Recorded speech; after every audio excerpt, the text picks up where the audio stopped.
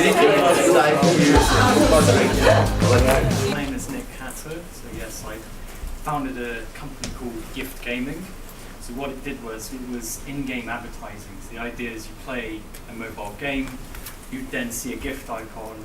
When you tap that gift icon, you'd get perhaps a free extra life or free power-up sponsored by a brand. So the idea was, it was a way to advertise in games non-intrusively, rather than having to watch a video ad to earn currency, or having to sign up to a free trial of Love Film or something. We did really well, actually. We raised over £250,000. In fact, my company started at an event just like this. So perhaps maybe 5 years ago, I was just like you. I had this cool idea, I did a presentation to a bunch of judges. The reception I got generally was it was quite a good idea. Then Cambridge Business School, they said to me, Nick, would you like to join our accelerator program? And I said, what do I have to pay? They said, nothing. I said, do I have to give any equity away? No, you can join completely for free. Okay, cool. And then, so it was quite a journey. I spent 18 months at this accelerator, and eventually I then moved to London. My advisors were both pushing me. They were saying, Nick, you need to move to London. It's more opportunity. I mean, this is the city where everybody comes, I think, when they want to, hit it big. So, I ran this company for about 4 years, and unfortunately, I had a mental breakdown about 2 years ago. Just after we raised our third round of investment. It was a very, very traumatic time in my life. I was close to being sectioned, so I actually got put into a secure mental health unit for assessment, and that was painful and scary to go through that. I'm pleased to say I'm doing a lot better now. So that was probably one of my biggest reasons for leaving Gift Gaming. The other thing as well is it just wasn't my passion anymore. After 4 years, I was exhausted, I was burnt out, and yes, when you're younger, you have so much energy and so much creativity, and you don't mind staying up all night coding, and that's the stuff I used to do. When I was selling during the day, and in the evening I'd be doing the coding, and I was doing that pretty much all single-handedly. It's not like I had a team of developers in like Vietnam who were working for me. I did it all. Now, so that was the other issue as well. As I realized, the thing is, I wasn't put on this planet to be an advertising executive or a mobile games executive. And when I think about mobile games, the mobile games industry is basically like selling crack cocaine. That's effectively what it is. They're just trying to get you hooked as quickly as possible to make as much money as possible. And I was part of that industry. Now when I think to myself, when I'm on my deathbed, what do I want to be remembered for? Do I want to be remembered for helping people get addicted to games? Or do I want to be remembered for something far more wholesome? Do I want to be remembered for something like for helping humanity become better? That's what I want to be remembered for. I don't want to be remembered for making people more addicted to video games. So, I thought, you know what, I just don't see the point in doing this anymore. And I realized I'm not the right person to run this company. And effectively, I was the company. My investors always thought I had a big team around me, and I'm like, okay, I had a team of advisors, but I was still doing the sales, I was doing the marketing, I was doing the coding, did all of it. So anyway, that's enough about me.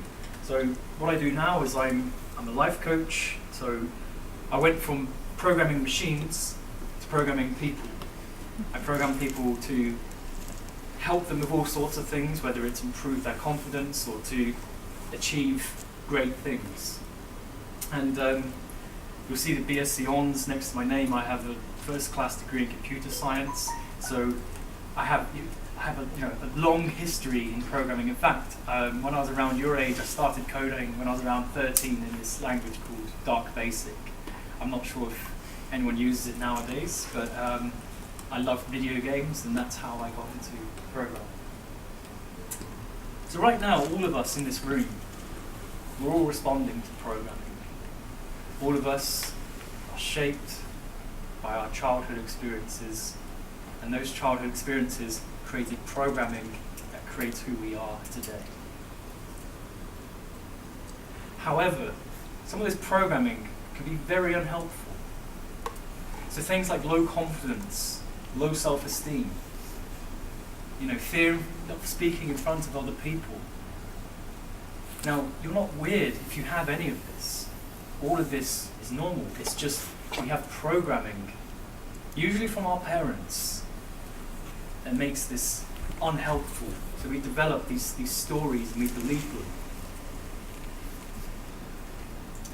So I'm going to introduce this programming language. It's called Neuro-Linguistic Programming, or NLP for short. Now, NLP is basically for programming humans. If there's a programming language for humans, this is probably as close as you're going to get. There's a lot of misconceptions around NLP. The way I would summarize it, it's basically a toolkit. It's a bunch of what's the word I'm looking for? It's a bunch of hypotheses and techniques, and it was developed by a mathematician and a linguist. So I think around in the 70s, at the time there were these really successful psychotherapists and hypnotherapists, and what this mathematician and linguist decided to do is they thought, well, what are these therapists doing that makes their work so successful? What if we could analyze what they're saying, what they're doing, and repeat it? And that's very much, if you think about it, that's what we're doing with AI, isn't it? We're saying, okay, these things, this pattern leads to success. So that's what these guys did single-handedly. They observed and took notes, and they figured out what these therapists were doing that made them so successful at the time. So the neuro looks at thoughts and the neuro associations in our brain. Linguistic is looking at the words. And the programming is looking at the behavior and the actions. So some applications of NLP, as I said, my clients come to me, and whether they want to achieve a certain goal, or perhaps they have a belief. A lot of my clients, when they come to me, they have this belief in their head, which is like, I'm not good enough, I'll never be able to be an actress, something like that. And they come to me for help. They say, I don't know what it is. I know it's not true, but I don't feel it. What I do is I help them to break those beliefs. And often when they come out of a session with me, they're like, oh wow, I feel like I can take on the world now. And yes, NLP is not just used by life coaches, but it's also used by people in the mental health profession as well. So let's look at some NLP in action. So I'm just going to run you through this technique. It's called parental timeline reimprinting. So let's take, for example, this little girl. We'll call her Susie. So little Susie, she's being ignored by her mum. Her mum, let's say her mum's a mobile game addict. Perhaps her mum's addicted to the latest mobile game. So she neglects Susie. Now, Susie's not mentally mature or emotionally mature enough. So what's happening is Susie has created a belief. Mummy's not paying attention to me, therefore I must not be good enough. And that gets developed at a very, very young age. Now, Susie grows up. So now here she's perhaps around age 10 or 11. She's at school and she gets bullied by some of the other girls. The other girls leave her out. So what is Susie going to believe about herself? That's right. Oh yeah, well, that's probably because I'm not good enough. I must not be good enough. Otherwise, why would these girls be treating me like this? Now Susie's a grown woman. She's in her 20s, and she fortunately has a breakup with her boyfriend. And what's Susie going to believe? That's right, same thing again. It's, I'm not good enough. Neither is my neither is my laptop, which appears to be, I don't know why this, okay, there we go. I must not be good enough. So you can see there's a pattern here. In each of these circumstances, each of these situations, she's thinking, I'm not good enough. So let's just go back to the timeline of this belief. So at age 6, her mum ignored her. Age 12, she was bullied at school. Age 21, she had a big breakup with her boyfriend. So by the time Susie comes to me, as a woman in her 30s, she has this belief, core belief, I'm not good enough. Now one way we can fix this using NLP is I do this process, it's called parental timeline re-imprinting. So what I would do is I would take this woman now, Susie, is I would say to her, okay, let's go back into your past, we're going to go on a journey. So I would take them, it's almost like a hypnotic journey. I take them back to the earliest event where they initially believed they were not good enough. And what we do is we challenge that belief. I say, okay, so, I just want you to revisit this event as an adult observer. As an adult observer, looking at yourself as this little child, is this child really not good enough? And most people say, actually, no, there's nothing wrong with that child. I'll say, so what's making this child feel that she's not good enough? Oh, well, it's because her mum's ignoring her. Ah, okay. So the belief was, I'm not good enough. I'm unworthy. That was the belief. That was the perception. But the reality is very different. The reality is that Susie had a neglectful parent. That's the reality. It wasn't that Susie was not good enough, or cute enough, or smart enough.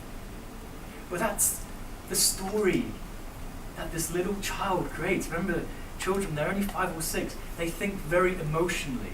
The prefrontal cortex, this thing that we do all our thinking with, it's not really fully switched on in the child until they reach their teen years. So that's how people end up with depression, with anxiety, with all sorts of mental health conditions, because at a very young age they develop these core beliefs and they believe them as if they're the truth when they're not the truth. They're just a perception of reality. So if we were to create a programming language from NLP, maybe it might look something like this. If I feel rejected, I'm going to create a belief, I'm not good enough. Well, with NLP, what we can do is there's all sorts of things we can do. We could say, well, actually, what if it's not just because that you'll feel rejected, but maybe it's because you had a neglectful parent. The parent has a duty to give a child attention, and if that parent doesn't give that child enough attention and love and support, that child is going to grow up with this belief. So you can see, I'm sure some of you, AI people in here will be able to see that there's probably some sort of mapping here that can be done. So how could AI help? So let's look at this, for example. If NLP is a programming language, right? Let's just say that there's some way we can convert NLP into an actual programming language, like C, like Java. Can we automate it? Is it possible to perhaps have an NLP bot? Is there possible to create a bot of me as a life coach? Probably the answer is yes. Should I be worried? Maybe. Maybe in future you won't be going to see a real therapist. Maybe you'll go and see a bot. I don't know. What AI possibilities could there be for improving mental health? Remember that there's only so many therapists and only so many life coaches in the UK. So yes, there are more and more life coaches. It is a growing industry. But just remember as well that not everybody has the funds or the resources. I think at the moment in the NHS, don't know about your experience, but my experience at NHS, the mental health service is awful. You're lucky if you get 6 sessions with a psychotherapist. You get 6 sessions and, well, you're not cured? Oh, well, sorry, you'll have to go back on the waiting list. You know, it's very poor. So is there a way we could perhaps use AI and NLP to create a better society, a mentally healthier society, a more mature society? So NLP has these things called presuppositions. They're not really rules, but rather they're kind of like, almost like hypotheses that we can use in NLP. And one of them is we respond to our perception rather than reality. So in the case of Susie, if I just go back a few slides, Susie was responding to her perception. Her perception was, I'm not good enough. But the reality was actually, it's not that Susie wasn't good enough, it's that it was her mum that was neglectful. That was the reality, that's the hard truth. Susie is good enough. Another one is this: nobody is broken. If you have problems, if you have mental health issues, you're not broken. Yes, doctors, psychiatrists, they love to put labels on things. You have PTSD, you have depression, you have acute stress, you have ADHD, you have this, you have that, you have BPD, bipolar. But the reality is, you're a normal person having a normal reaction to abnormal events. And there's a danger, I think, sometimes in the mental health industry of putting labels on people. Because what happens, those people then believe, okay, I'm broken, I'm damaged goods, I'll never get better. You know, I've got a younger brother, he thinks he's schizophrenic, so he started a clothing brand around the name of schizophrenia. Is this healthy? Is this a healthy thing to do, to over-identify with your mental health condition? You know,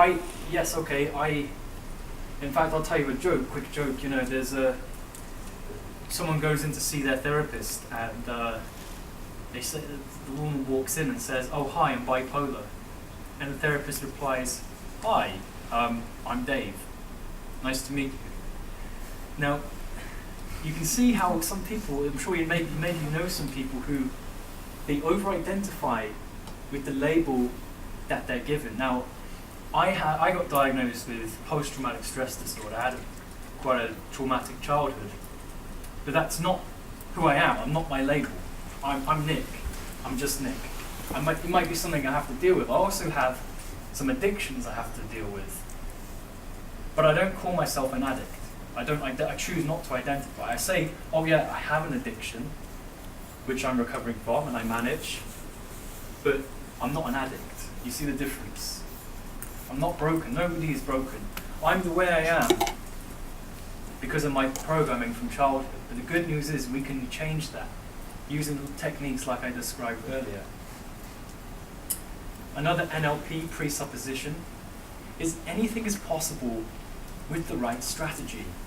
So some of you in this room, you may be thinking, oh God, well, how the hell am I going to compete with Google? How am I going to build the next Reddit? How am I going to build the next YouTube? How am I going to scale this thing out? And well, one thing we would say in NLP is we say, okay, how about this? Look at somebody else who's done it. Look at somebody who's done it really well. Look at the strategy they used, and then see if you can replicate it. I do it with my clients all the time. You know, they want to be, whether it's I want to be top Instagram influencer, or I have clients who want to be actresses. I have a client who wants to open up his own psychiatric practice because one of my clients is a psychiatrist. Again, I say to them, okay, great. Find someone else who's done it, find out the strategy they used, and then replicate it in a way that's authentic to you. Another thing I want to say as well, look, if anybody tells you it's not possible, you can tell them, no, actually, anything's possible with the right strategy. And adults love being challenged.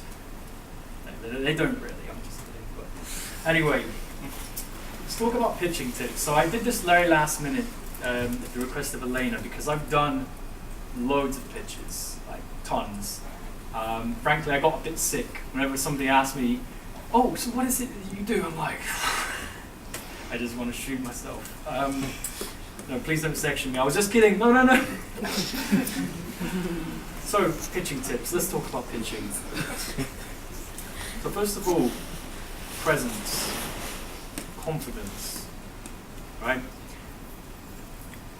It's not so much what you say, but it's about how you say it.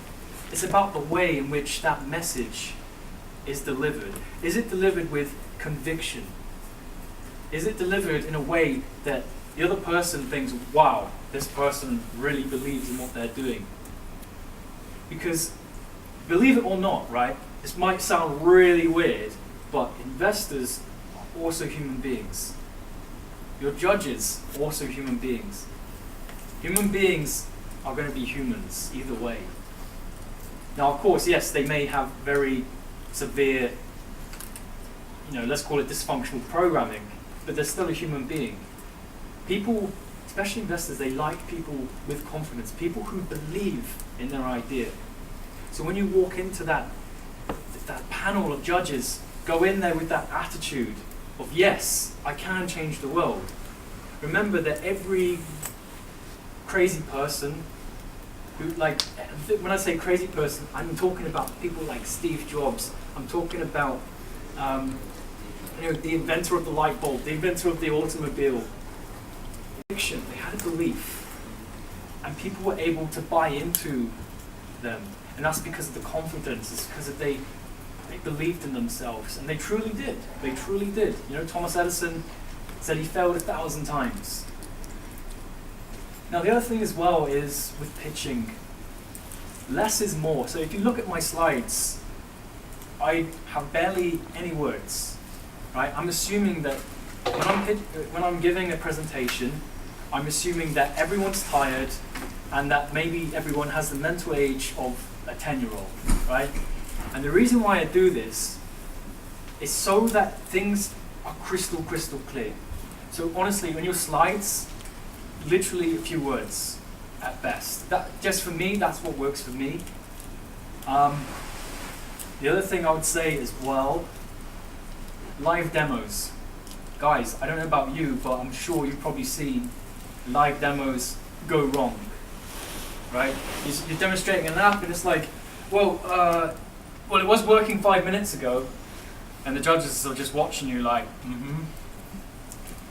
Have a backup video, right? If you have to show a live demo, fine. Have a backup video. So you know what? The live demo is not working for some reason. That's because we're really busy doing updates. Let me show you video, right? That's a must. That's a must. Assume, because Murphy's law is whatever can go wrong will go wrong. Always assume the worst. I think the other thing as well is I know that obviously some of you are very technical. Always assume that the people you're pitching to are non-technical, and generally, not saying all of them, but generally, especially investors or judges, they're going to probably be from a business background. So they're not going to understand when you talk about not even machine learning, but like just thinking like if you start talking about support vector machines or filters or encoders, a lot of them aren't going to be. They're going to be like, what is this person talking about? I have no idea. So explain it to them like they're 5. Right? And I know that sounds a bit patronizing, but if you don't keep it crystal clear, and keep in mind if they have to hear like 100 pitches, like you don't want them to go away feeling confused. You want them to go away thinking, wow, these guys, they're building the next Google. I so want in on that. And it doesn't necessarily apply for investors. It can apply for someone you're going to meet for a sales presentation. So that's it really. I mean, the main thing is look, as long as you believe in yourself, as long as you have real conviction in what you're doing, it doesn't matter what anyone else thinks. When I was doing gift gaming, I had so many people say to me, "Oh, this will never work. Oh no, why the hell would this gaming company come to you? Why the hell would this brand come to you? Blah blah blah." And I'm like, well, you know something? We ended up working with some of the largest advertising exchanges in the world. We worked with some pretty big mobile game studios. So the startup was actually doing quite well. We were generating good revenue. We had Square Enix Studios sign up. We had King sign up. You know, we were on good trajectory. It's unfortunate my mental health took a turn for the worst. But you know, the idea was solid. In fact, we ended up selling the IP to some private buyers because they were like, you know what, we want to run with this. So that's another thing I would say. Look, even if you do your presentations and the judges say, I'm not sure this will work, fine. Remember, it's simply their perception.